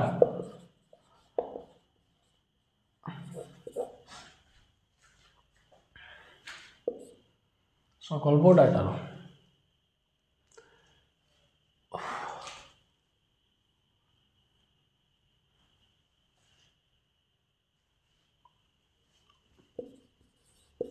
এটাতে বলছে দেখো গৌণকুণ্ডলী ভোল্টেজ নির্ণয় করবে, এখানে সব কিছু দেওয়া আছে, গৌণকুণ্ডলী ভোল্টেজ বের করতে পারবে, এনপিএনএস দিয়ে এটা করতে পারবা। আচ্ছা, এটাতে বলছে উদ্দীপকের আলোকে গাণিতিকভাবে দেখা হচ্ছে মুখ্য কুণ্ডলীর প্রদত্ত ক্ষমতা ও গৌণকুণ্ডলীর মোট প্রদত্ত ক্ষমতার সমান। আর কি বলছে, উদ্দীপকের আলোকে গাণিতিক পদ্ধতিতে দেখাও মুখ্য কুণ্ডলীর প্রদত্ত ক্ষমতা গৌণকুণ্ডলীর প্রদত্ত ক্ষমতার সমান। তাইলে এখানে দেখো বিপি কত স্যার, মুখ্য কুণ্ডলীর ভোল্টেজ 220 ভোল্ট, আইপি মুখ্য কুণ্ডলীর প্রবাহ 5 এম্পিয়ার। তাইলে এই যে আমাদের মুখ্য কুণ্ডলীর ক্ষমতা, লেখো মুখ্য কুণ্ডলীর ক্ষমতা। তাহলে মুখ্য কুণ্ডলীর ক্ষমতা, তাহলে মুখ্য কুণ্ডলীর ক্ষমতা কি হবে, মুখ্য কুণ্ডলীর ক্ষমতা হচ্ছে আমাদের P1 মনে করো, এটা হবে বিপি ইন্টু আইপি। হ্যাঁ, বা তুমি যে হ্যাঁ এইটাই থাকুক। তাহলে BP into IP 220 volt 5 ampere, so 220 into 5, এটা যদি হিসাব করো তাহলে আসবে 1100 ওয়াট। 1100 ওয়াট আসছে। এইবার গৌণকুণ্ডলীরও ক্ষমতা বের করতে হবে। সো গৌণকুণ্ডলীর ক্ষমতা বের করবা কীভাবে, তবে তুমি গ নাম্বারে গৌণকুণ্ডলীর ভোল্টেজ বের করতে পারবা যে বিএস, গ নাম্বারে গৌণকুণ্ডলীর ভোল্টেজ কত বের হবে, ক নাম্বারে যখন সলভ করবা গৌণকুণ্ডলীর ভোল্টেজ পেয়ে যাবা হচ্ছে তুমি 50 ভোল্ট, কত পেয়ে যাবা 50 ভোল্ট পেয়ে যাবা। বাট এই যে গৌণকুণ্ডলীর প্রবাহ কিন্তু এখনও জানো না, যেখানে গৌণকুণ্ডলীর প্রবাহ দিয়া দেয় নাই। তুমি কি করবা, গৌণকুণ্ডলীর প্রবাহটা তোমাকে বের করতে হবে। কীভাবে বের করবা, যে কোনোটা দিয়ে করতে পারবা। এই যেখানে NPNS দেওয়া আছে, তো ডিরেক্ট লিখো, আমরা IS বের করবো না, যে IS by IP is equal to হচ্ছে NP বাই NS। এইটাই বুঝে শুনে লিখো যে তড়িৎ প্রবাহের ক্ষেত্রে গৌণটা উপরে লিখছি, তাইলে এখানে হচ্ছে পাক সংখ্যার মুখ্যটা উপরে হবে, এইটাই। সো এখানে IS ইজিক্যাল টু হবে NP বাই NS, IPটা গুণ হয়ে যাবে, এখানে মান বসাও। IS is equal to NP by NS, NP হচ্ছে 550, NS হচ্ছে এই যে 125 ইন্টু IPটা কত, IP হচ্ছে 5 এম্পিয়ার। সো এটা যদি হিসাব করো তুমি পাবা এখানে 550 ডিভাইডেড বাই, এটা আসে আমাদের 22, কত আছে 22 এম্পিয়ার। তাইলে তুমি এবার গৌণকুণ্ডলীর ক্ষমতা বের করো। গৌণকুণ্ডলীর ক্ষমতা যদি P2 হয়, এটা হবে BS ইন্টু IS। তাহলে BS হচ্ছে 50 ভোল্ট, গো হতে পাইছো, গো থেকে পাবা, আর IS পাইছি 22 এম্পিয়ার। সো এটা যদি হিসাব করো এই যে 1100 ওয়াটই পাইতেছো। তাইলে দেখো আমরা মুখ্য কুণ্ডলীর ক্ষমতা পাইছি 1100 ওয়াট, গৌণকুণ্ডলীর ক্ষমতা 1100 ওয়াট। তাইলে আমরা দেখাইছি যে মুখ্য কুণ্ডলীর ক্ষমতা যেত, গৌণকুণ্ডলীর ক্ষমতা তত সেম। তো বুঝছি, ঠিক আছে।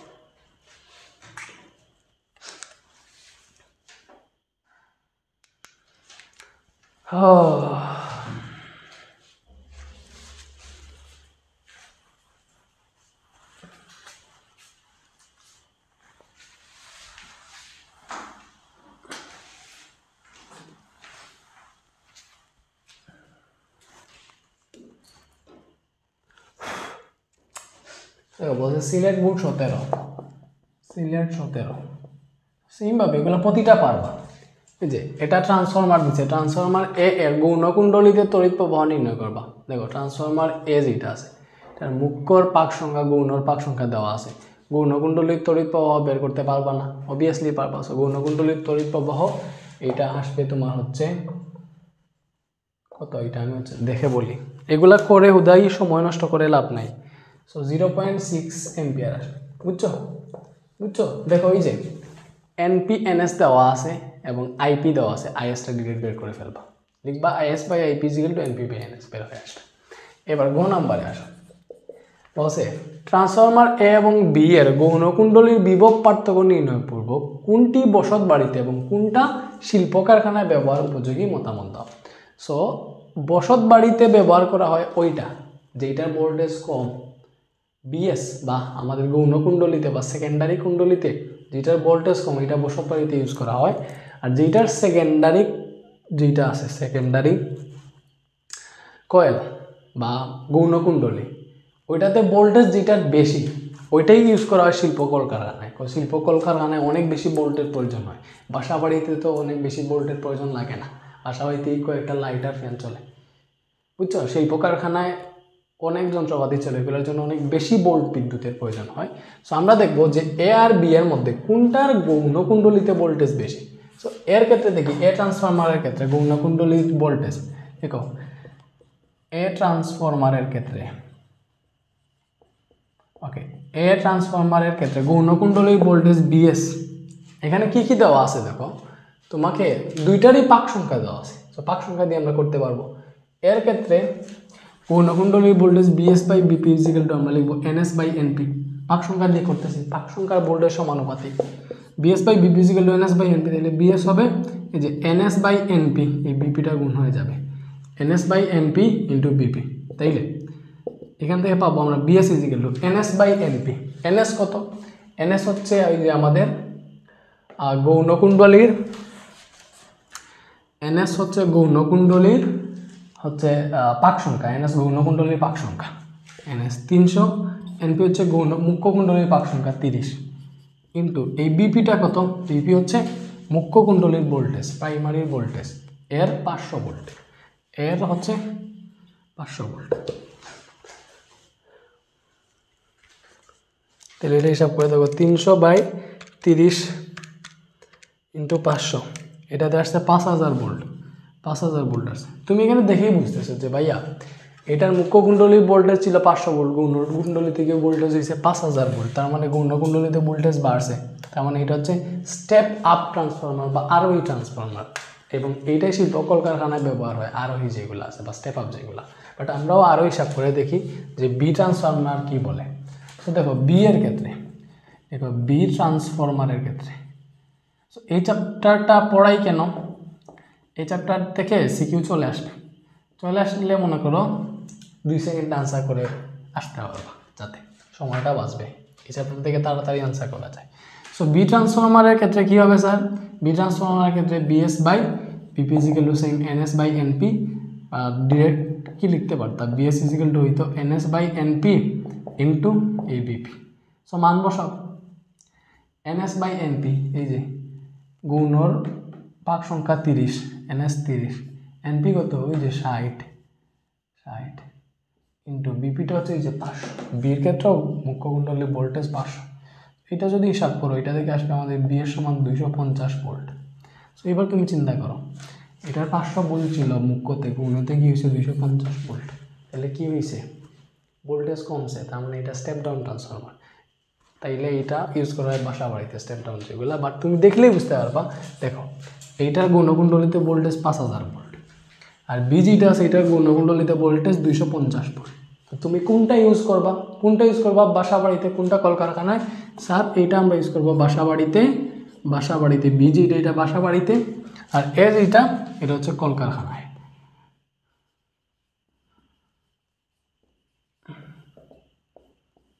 বুঝছি? ঠিক আছে।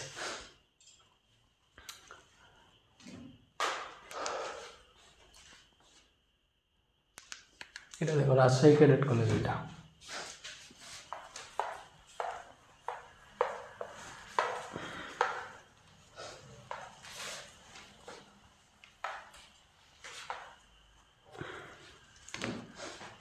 এটা হচ্ছে রাজশাহী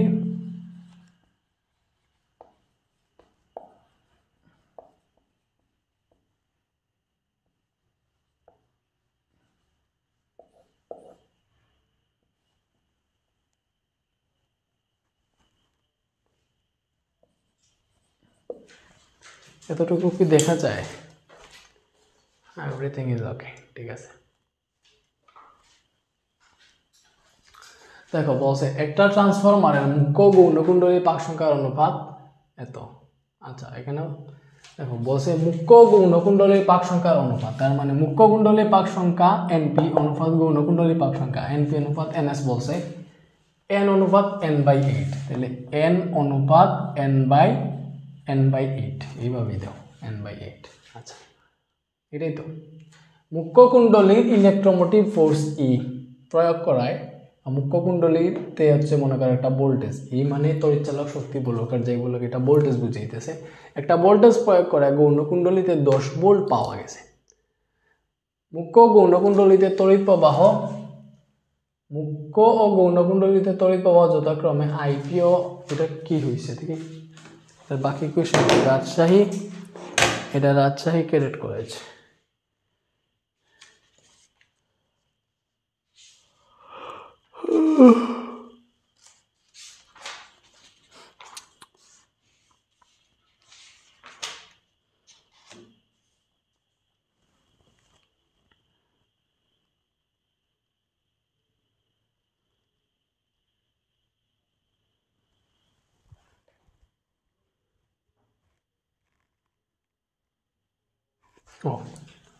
এটা আইপিও বুঝছি।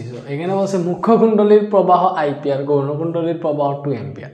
বলছে না মুখ্য গৌণকুণ্ডলীর তড়িৎ প্রবাহ আইপিও 2 অ্যাম্পিয়ার, বুঝছো? আচ্ছা ঠিক আছে। সো দেখো আমাদের কি বলছে ই বের করবো। ই মানে হচ্ছে এই যে মুখ্য কুণ্ডলীতে যে ইএমএফ প্রয়োগ করছে, তার মানে এটা হচ্ছে মুখ্য কুণ্ডলীর ভোল্টেজ। কি স্যার? মুখ্য কুণ্ডলীর ভোল্টেজ। সো আমরা ই বের করবো, তার মানে মুখ্য কুণ্ডলীর ভোল্টেজ বিপি বা ই যাই বলো ওইটা বের করবো।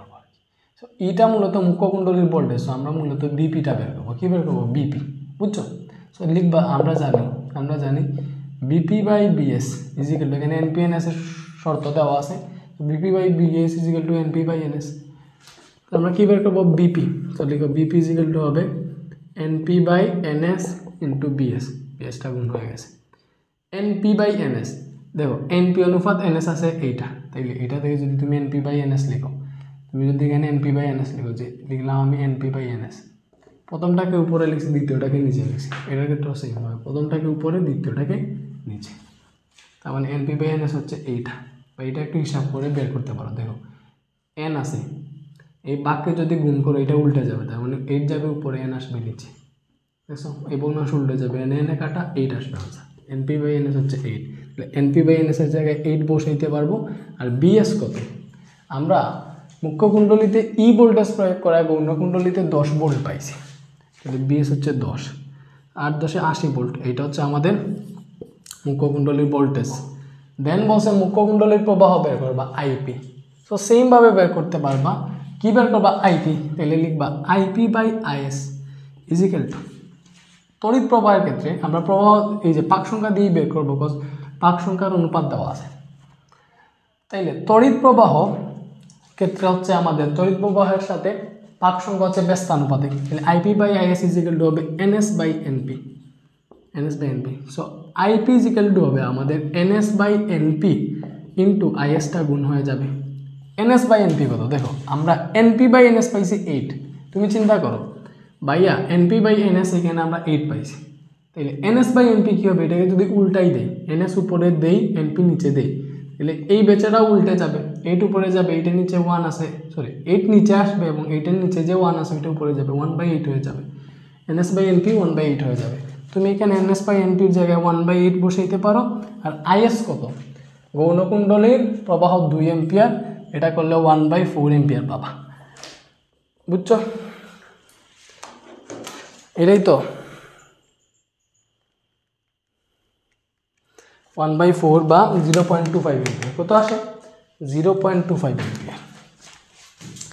সো এটা আসবে যে 1/8 ইন্টু 2 সমান 0.25 এম্পিয়ার, বুঝছি? সো আশা করি বুঝলেই হয়েছে। এবার তুমি গো নাম্বারটা করো, বলছে যদি গৌণকুণ্ডলীর পাক সংখ্যা n হয় ও মুখ্য কুণ্ডলীর এটা কি বলছে কোয়েশ্চেনটা হচ্ছে, যদি গৌণকুণ্ডলীর পাক সংখ্যা n হয় এবং মুখ্য কুণ্ডলীর আইপি কারেন্টের জন্য গৌণকুণ্ডলীর কারেন্ট কত হবে? আচ্ছা, মুখ্য কুণ্ডলীতে যেটা পাইছে আইপি এম্পিয়ার, এটা দেওয়া উচিত ছিল আইপি এম্পিয়ার, আইপি এম্পিয়ার। মুখ্য কুণ্ডলীর যেটা বের করছি আমরা, ওই যে মুখ্য কুণ্ডলীর প্রবাহ 0.25 এম্পিয়ার। আচ্ছা, তো এটার জন্য গৌণকুণ্ডলীর কারেন্ট কত হবে? সো এখানে আমরা পাইছি মুখ্য কুণ্ডলীর প্রবাহ আইপি ইকুয়াল টু 0.25 এম্পিয়ার, এবং বলছে গৌণকুণ্ডলীর পাক সংখ্যা যদি n হয়, তাইলে দেখো এখানে পাইছি, দেখো আমরা এখানে এনপি পাইছি এনপি পাইছি n এবং এনএস পাইছিলাম n/8, বাট এখন বলছে গৌণকুণ্ডলীর পাক সংখ্যা যদি n হয়, তার মানে গৌণকুণ্ডলীর পাক সংখ্যা ns সমান n, ns সমান n, তাইলে এটা হইলে আমাদের গৌণকুণ্ডলীর কারেন্ট কত হবে, মানে গৌণকুণ্ডলীর কারেন্ট আইএস কত হবে? সো ডিরেক্ট আইএস বের করবা না, IS by IP is equal to NP by NS, তাইলে আইএস হবে এনপি বাই এনএস, আইপিটা গুণ হয়ে যাবে। সো এখানে তুমি হিসাব নিকাশ করো। So NP by NS, NP হচ্ছে n, এনএসও হইতেছে n, আর আইপি হচ্ছে এই যে 0.25, তাহলে এইটা হিসাব করো, কি আসবে n এ কাটা 1, 0.25 আনসার। তাহলে আমাদের গৌণকুণ্ডলীর প্রবাহ 0.25 এম্পিয়ারই হবে, বুঝছি? ঠিক আছে, ঠিক আছে না ভাই, এক্সট্রা কোনো কথা বলতেছি না, জাস্ট চ্যাপ্টারটা শেষ করেই দিতেছি, এটাই হচ্ছে আজকে আমাদের লক্ষ্য। ওকে, এবং তোমরা কি জানো আমরা হচ্ছে আচ্ছা এই ক্লাসের মাধ্যমে আমাদের ফাইনাল রিভিশন প্রিমিয়াম ব্যাচের ক্লাসও কিন্তু শেষ হয়ে যাবে, এটাই ফিজিক্সের শেষ ক্লাস, এটাই শেষ ক্লাস। সো শেষ হয়ে যাবে, তোমাদের সাথে আমার জার্নিটা অনেক সুন্দর ছিল, তোমরাই আমার প্রথম পেইড ব্যাচ ছিলা, প্রথম পেইড ব্যাচ তোমরা এসএসসি 24, এবং তোমাদের দিয়েই হচ্ছে আমরা ইন্টারের যাত্রা শুরু করবো। আমি তোমাদের সাথে আমার সম্পর্ক এখানেই শেষ নয়, আরও লম্বা হতে চলেছে। সেটা হচ্ছে তোমরা তো এইচএসসি 26, সো এইচএসসি 26-এ হচ্ছে আমি আপাতত ফিজিক্সটা পড়াবো, বাকিগুলা পরে আগে ফিজিক্সটা পড়াই, সময় বের করতে পারলে হায়ার ম্যাথ পড়ানো ট্রাই করবো।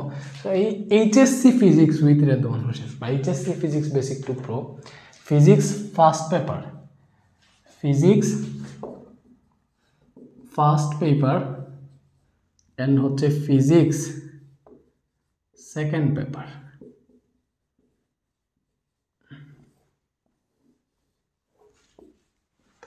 Physics first paper and physics second paper, বুঝছো? Physics first paper and physics second paper, ঠিক আছে না? ফিজিক্স ফার্স্ট, ফিজিক্স সেকেন্ড, এই দুইটা পেপারেরই হচ্ছে আমরা basic to pro course launch করছি। এখানে হচ্ছে আমরা কি করব, এই যে physics and physics first, chemistry first. তো তোমরা যারা মনে করো আমার ক্লাস ভালো লাগে, তো তোমরা কোনো ডেমো ক্লাস ছাড়াই হইতেছে তোমরা এই কোর্সগুলোতে এনরোল করবা। যদি এনরোল করো এখনই আর কি। সো এখানে তো ফিজিক্স ইন্টারের ক্ষেত্রে হচ্ছে ইন্টারের দুইটা চ্যাপ্টারেই হচ্ছে তোমার মানে এইখানে 10, 9, 10 সম্পূর্ণ একটা বই, তোমার ফিজিক্স বইয়ে যা আছে ওইটা ইন্টারের দুইটা চ্যাপ্টারই পড়াইতে তত সময় লাগবে। সো ইন্টারের ফিজিক্স ফার্স্ট চ্যাপ্টারে আছে 10টা চ্যাপ্টার, সেকেন্ডে আছে 10টা চ্যাপ্টার। সো এই ফিজিক্স ফার্স্ট সম্পূর্ণ বইয়ের জন্য তোমার হচ্ছে ফি আমরা রাখতেছি কত, 3.5K, এটার জন্য 3.5K, টোটাল 2 বছরের জন্য আর কি এই ফিগুলা। এটার টোটাল 2 বছর, এটাও টোটাল 2 বছরের জন্য এই। বাট এটা ফি না, তোমাদের জন্য এটা না, এটা ওরা যারা মনে করো যখন ক্লাস শুরু হবে ডেমো ক্লাস দেখে যখন ভর্তি হবে তারা এটা পে করতে হবে। বাট তোমরা আমার স্টুডেন্ট যারা আছো তোমরা হচ্ছে এখানে বিশাল একটা ডিসকাউন্ট পাবা। সেটা হচ্ছে তুমি দুইটা কোর্সের জন্য এই যে এইটার জন্য অনলি 2K পে করবা, এটার জন্য অনলি 2K পে করবা। সো এখনই এইগুলো সব পে করতে হবে না, এখন এইগুলো সব পে করতে হবে না। এই যে তুমি যদি এখনই হচ্ছে প্রি বুক করে ফেলো, মনে করো এই 2K দিয়ে যদি ফিজিক্স ফার্স্ট পেপারটা কিনে ফেলো, তাহলে ফিজিক্স সেকেন্ড পেপার যখন কিনবা তখন এই 2K পে করে ফিজিক্স সেকেন্ড পেপার কিনতে পারবা। নাইলে হচ্ছে তোমাকে এই পেমেন্ট দিয়ে কিনতে হবে পরে। সো এখনই ওই যে আমাদের ডিসকাউন্টটা দিব, ওই যে 7 ফেব্রুয়ারি পর্যন্ত লঞ্চ হবে, কোর্সে অ্যানাউন্স হতে পেয়ে গেছো। এই 7 ফেব্রুয়ারি পর্যন্ত এই 2K দিয়ে তুমি হচ্ছে প্রি বুক করতে পারবা, মানে 2K দিয়ে তুমি ফিজিক্স ফার্স্ট পেপারের কোর্সে জয়েন হয়ে গেলা, বুঝছো? 2K দিয়ে জয়েন হয়ে গেলা, পরে তুমি চাইলে ফিজিক্স সেকেন্ড পেপারে এনরোল করতে হইলে আরও 2K দিলেই হবে। এই যে এইগুলো দেওয়া লাগবে না, বুঝছো? তো তোমরা হচ্ছে তাড়াতাড়ি হচ্ছে তোমরা প্রি বুক করে ফেলো যারাই গেছো। আর ফিজিক্স সম্পূর্ণ ফার্স্ট পেপারে 10টা চ্যাপ্টার আছে। আমরা তোমাদের এসএসসি রেজাল্টের পরপরই ক্লাস শুরু করে দিব, প্লাস এসএসসি রেজাল্টের আগে তোমাদেরকে অনেক গাইডলাইন দিব। নটরডেমে ভর্তি হইতে চাও বা ভালো কলেজগুলোতে ভর্তি হইতে চাও, কীভাবে কী করবা এইগুলা মাঝে মাঝে লাইভ সেশন নিব। আর মেইন ক্লাস শুরু হবে এসএসসি এক্সামের পর। তো এখন এই এসএসসির পরে যে গ্যাপটা আছে এইটা পড়ার কোনো প্রয়োজন নাই। একটু হচ্ছে এখানে মানে ফি ঘোরাফেরা করো, পরে পড়াটা শুরু করবা। পরে যে লাইফটা শুরু হবে ইন্টারের লাইফ, এইটার মতো কঠিন লাইফ আর দুনিয়াতে নাই। ইন্টার থেকে অ্যাডমিশন সিজন, তুমি এমন ট্রমার মধ্যে থাকবা যখন অ্যাডমিশন সিজনে আসবা চোখে কোনো পথ দেবা না ভাইয়া, আগে থেকে শেষ করে রাখবা বলতে এসএসসি এক্সামের পর, এসএসসি রেজাল্টের পরই হচ্ছে আমরা এই ফিজিক্স ফার্স্ট পেপারে ক্লাস শুরু করবো ইনশাল্লাহ। তো ভর্তি হয়ে যাইও তাড়াতাড়ি, আমার সাথে যোগাযোগ করিও, তাড়াতাড়ি হইও। সময় পেরোলে কিন্তু পরে আর হবে না। তোমার আমার ক্লাস ভালো লাগলে অবশ্যই তো প্রি বুক করে রাখবা। আমার সাথে তো ক্লাস করছো, বুঝছো কীভাবে ভাইয়া পড়াই। আচ্ছা, এই যে কুমিল্লা ক্যাডেট কলেজের কোয়েশ্চেনটা দেখো। আচ্ছা, গৌণকুণ্ডলীর ভোল্টেজ নির্ণয় করবা।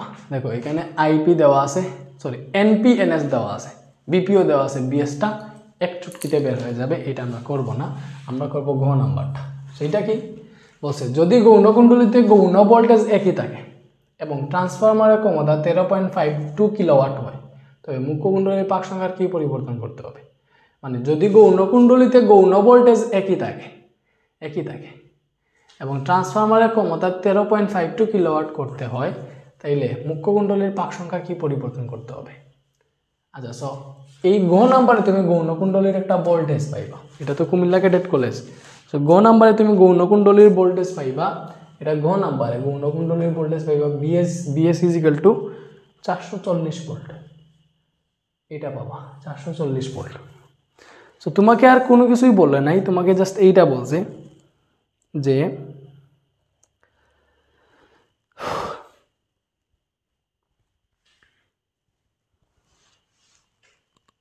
আচ্ছা, তোমাকে এইটাই বলছে যে যদি গৌণকুণ্ডলীর গৌণ ভোল্টেজ একই থাকে এবং ট্রান্সফরমারের ক্ষমতা 13.52 কিলোওয়াট হয়, তবে মুখ্য কুণ্ডলীর পাক সংখ্যার কিরূপ পরিবর্তন করতে হবে। আচ্ছা, সো আগে আমরা এটা দেখি।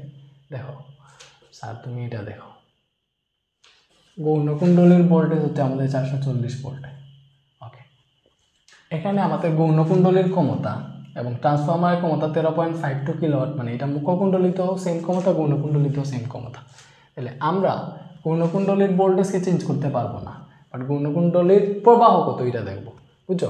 সো ক্ষমতা কত দেখো, এইখানে ক্ষমতা, গৌণকুণ্ডলীর ক্ষমতা P = BS/IS। তাইলে আমরা বের করবো হচ্ছে গৌণকুণ্ডলীর প্রবাহ, এই IS হবে এই ক্ষমতা ডিভাইডেড বাই ভোল্টেজ। তো দেখো ক্ষমতা কত, 13.52 কিলোওয়াট, 13.52 কিলোওয়াট। সো 1 কিলোওয়াট সমান 1000 ওয়াট, এটাকে ওয়াটে নাও, এটা হবে 13,520 ওয়াট, এইটা হবে। এটাই তো নাকি কোনো ভুল হয়েছে? এটা 13.52 কিলোওয়াট, এটা 13,520 হয়েছে তো 20 ওয়াট।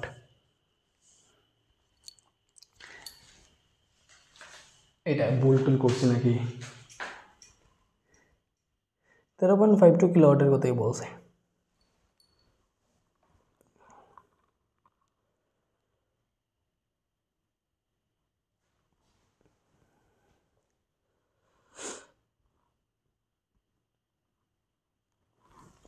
আচ্ছা, আমরা কি করবো, মুখ্য কুণ্ডলীর পাক সংখ্যার কি পরিবর্তন করবো এটা দেখবো আর কি। আচ্ছা, তো দেখি এখানে আইএসটা কত বের হয় এটাকে আমরা দেখি। সো পিটা বলছে ক্ষমতা 13,520 আসছে, ডিভাইডেড বাই বিএস হচ্ছে 440 ভোল্ট। এটাতে হিসাব করে আমরা দেখি আমাদের গৌণকুণ্ডলীর প্রবাহ কত আসে।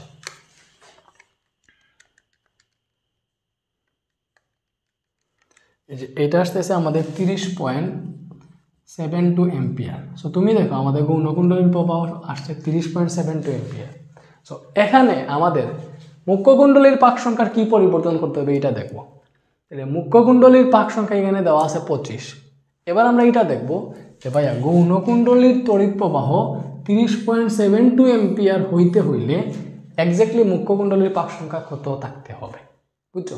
এটা দেখবো যে গৌণকুণ্ডলীর পাক সংখ্যা যদি গৌণকুণ্ডলীর তড়িৎ প্রবাহ এইটা হইতে হয়, তাইলে মুখ্য কুণ্ডলীর পাক সংখ্যা কত থাকতে হবে। সো এটা আমরা কিভাবে করব,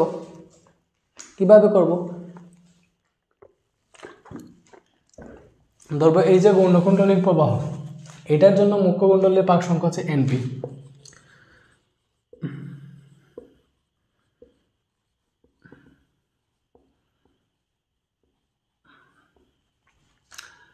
ওকে,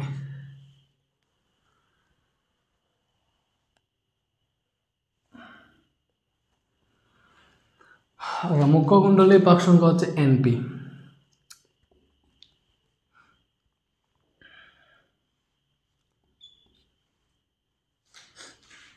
মুখ্য কুণ্ডলীর পাক সংখ্যা হচ্ছে NP, বললাম NP prime, NP prime equal to 9। এটা আমরা বের করবো, কজ এটার জন্য কত এটা চেক করবো। সো আমরা জানি NP prime by NS equal to হবে উল্টা, I এর ক্ষেত্রে উল্টা, IS বাই IP। সো দেখো এটা থেকে আমরা NP প্রাইম বের করবো, IS বাই IP আছে, NSটা গুণ হয়ে যাবে।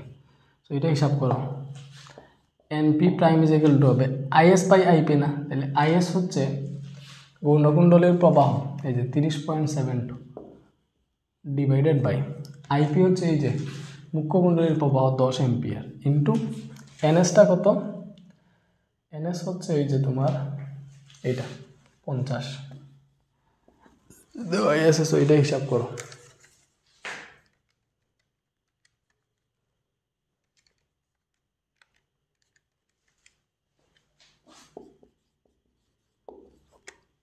NP প্রাইম আসতেছে 153.6, 153.6 এত বা 154 প্রায় আর কি। এটা যদি তুমি ঠিকঠাক মতো ধরো তাহলে আমাদের গৌণকুণ্ডলীর পাক সংখ্যা আসতেছে 154 প্রায়। তাহলে আমাদের আগে গৌণকুণ্ডলীর পাক সংখ্যা ছিল 25, এখন হইতেছে 154। তার মানে গৌণকুণ্ডলীর গৌণ ভোল্টেজ একই রাখিয়া আমরা যদি ক্ষমতা 13.52 কিলোওয়াট করতে চাই, তাইলে মুখ্য কুণ্ডলীর পাক সংখ্যা 154 করতে হবে। তার মানে মুখ্য কুণ্ডলীর পাক সংখ্যা কি পরিবর্তন করতে হবে, যে মুখ্য কুণ্ডলীর পাক সংখ্যা বাড়াইতে হবে। দেখো মুখ্য কুণ্ডলীর পাক সংখ্যা কি করতে হবে, বাড়াইতে হবে বা বৃদ্ধি করতে হবে। কত বৃদ্ধি করতে হবে? এখন হচ্ছে 154, আগে ছিল 25, তাইলে বিয়োগ করে দেখো কত বৃদ্ধি করতে হবে। 129। কত বৃদ্ধি করতে হবে?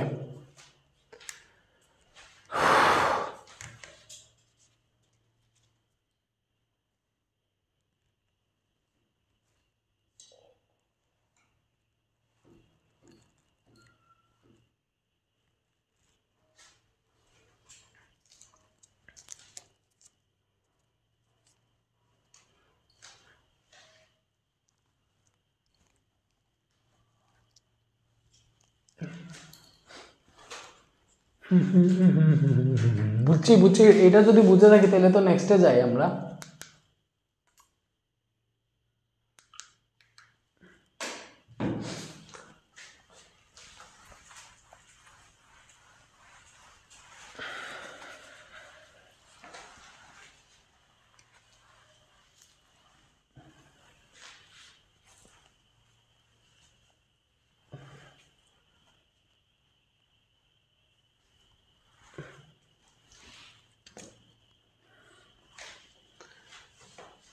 এটা হচ্ছে Adamjee cantonment public school and college.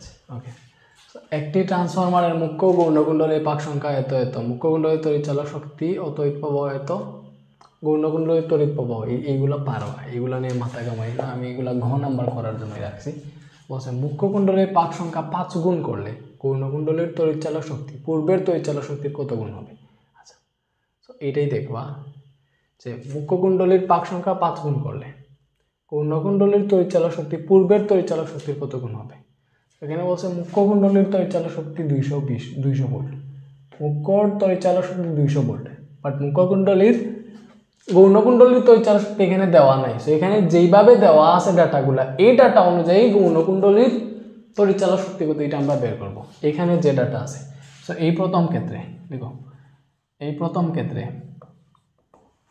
গৌণকুণ্ডলীর voltage বের করবো বা তড়িৎচালক শক্তি লিখলে ই দিয়ে লিখবা আর কি, যে বিটাকে ই লিখবা একটু। ES by EP is equal to কি হবে, এখানে আমাদের দেওয়া আছে পাক সংখ্যা, তাহলে ইএস বাই ইজিক্যাল টু হবে এনএস বাই এনপি। পাক সংখ্যার ক্ষেত্রে সমানুপাতিক, তাহলে ইএস হবে আমাদের এনএস বাই এনপি, আর এই ইপিটা গুণ হয়ে যাবে। বুঝছি? তো এনএস কত, এই এনএসটা হইতেছে আমাদের এই এনএসটা কি স্যার, গৌণকুণ্ডলীর পাক সংখ্যা। গৌণকুণ্ডলীর পাক সংখ্যা 1500 ডিভাইডেড বাই এনপি হচ্ছে মুখ্য কুণ্ডলীর পাক সংখ্যা 500 ইন্টু ইপি মুখ্য কুণ্ডলীর তড়িৎচালক শক্তি, মুখ্য কুণ্ডলীর তড়িৎচালক শক্তি 200 ভোল্ট। সো এটা হিসাব করে দেখো কত আসে।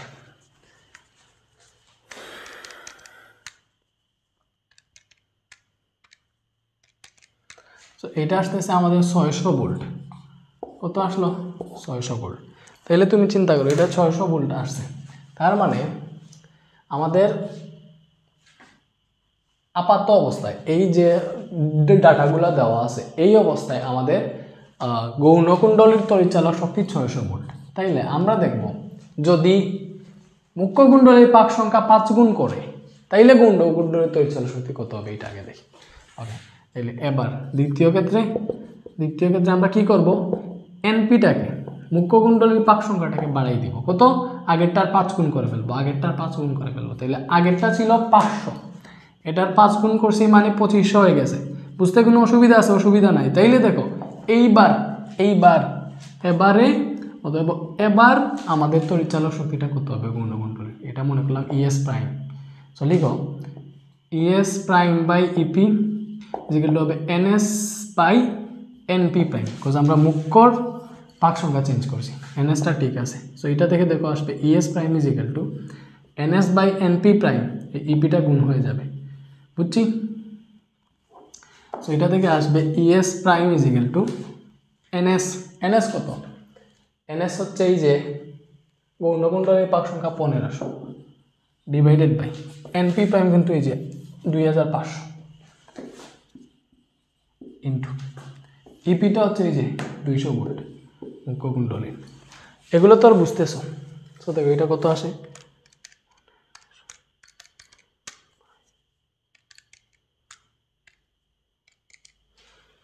1500 ডিভাইডেড বাই 2500 ইন্টু 200, এটা আসতেছে 120। কত আসতেছে 120 ভোল্ট আসতেছে। তার মানে তড়িৎচালক শক্তি মানে 5 গুণ করার পর তড়িৎচালক শক্তিটা পূর্বে তড়িৎচালক শক্তির কত গুণ হবে? তাহলে এই নতুন ইএস প্রাইমটা, ইএস প্রাইম আগের চেয়ে কত গুণ হয়েছে দেখি। এই যে নতুন হচ্ছে 120, আগেরটা ছিল 600, কত গুণ হয়েছে দেখে ফেলো। সো 120 ভাগ 600 করলে আসে 0.2 গুণ, তাহলে 0.2 গুণ হয়েছে। কত গুণ হয়েছে? 0.2 গুণ, এটাই আনসার। বুঝছি? ঠিক আছে।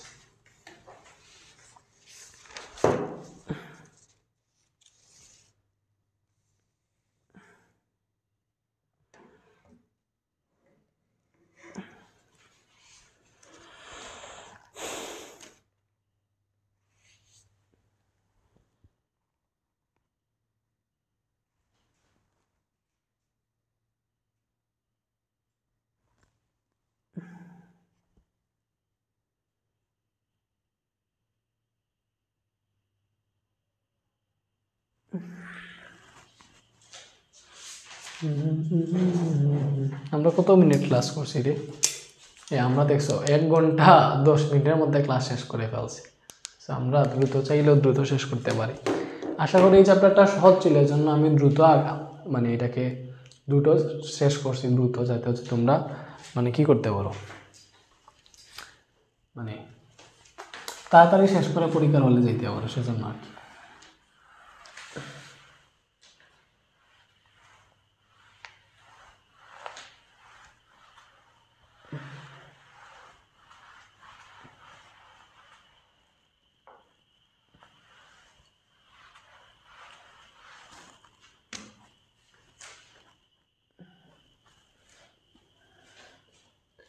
Uttara high school and college, okay.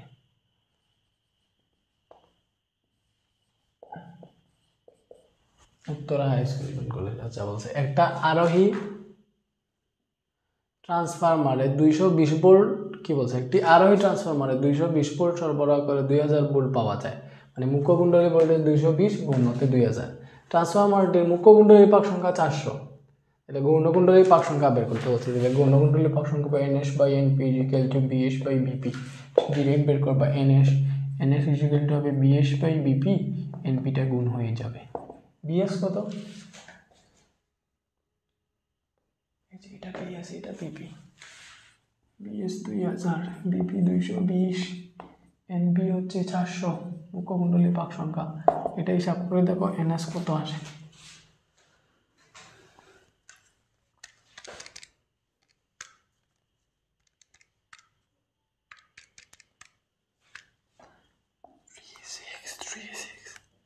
Three six point এইটা আসছে পাক সংখ্যা। আর এখানে পূর্ণ সংখ্যা দিতে হবে, 37 দিয়ে দাও। 3637, ঠিক আছে না? ও বলো বলো বলো বলো, কোনটা করতেছি? হ্যাঁ, আচ্ছা এবার দেখো গ নাম্বার, এটা অনেক বেশি ইম্পর্টেন্ট। বলছে মুখ্য ও গৌণকুণ্ডলের রোধের অনুপাত নির্ণয় করো। ব্লুটুথ পেয়ারিং রিকোয়েস্ট, এইটা খেটারে আমার এটার সাথে ব্লুটুথ কানেক্ট করতেছে, থাপড়াই ওর দাঁত সবগুলা পালাই দিব। আর প্রথম থেকে চলে আসছে, তাই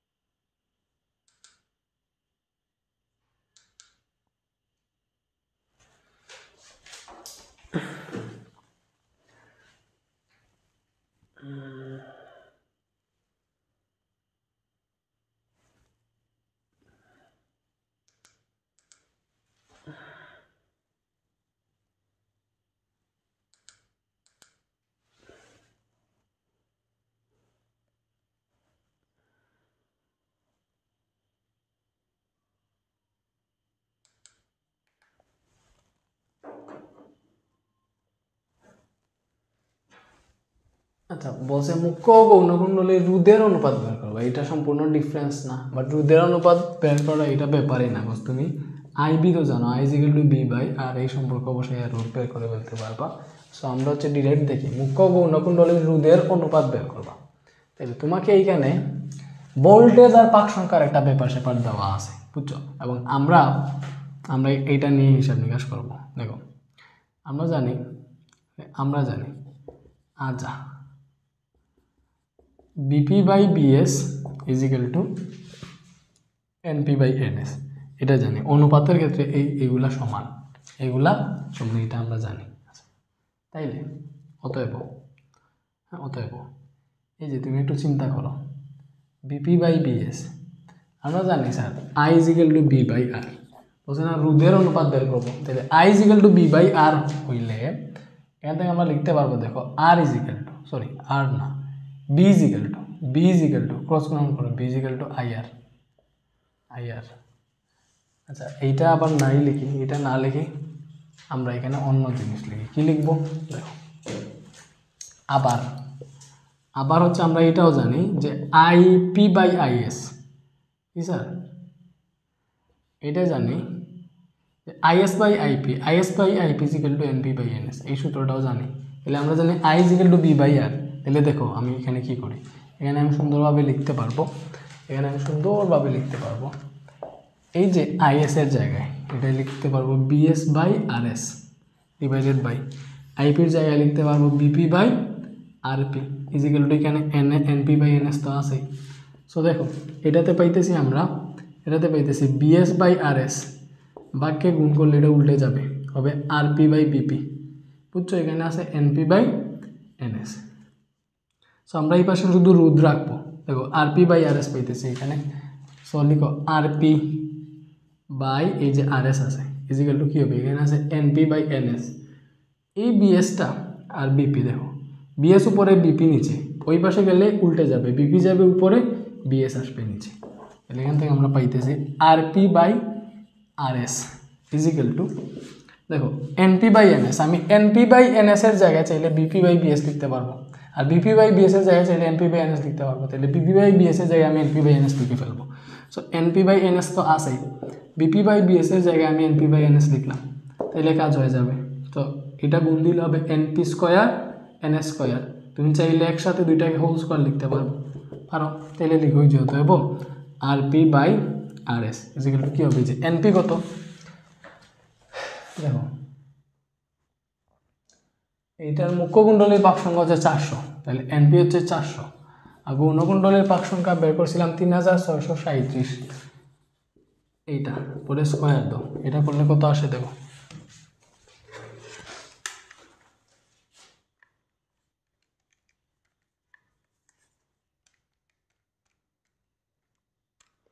$3637 হোল স্কোয়ার।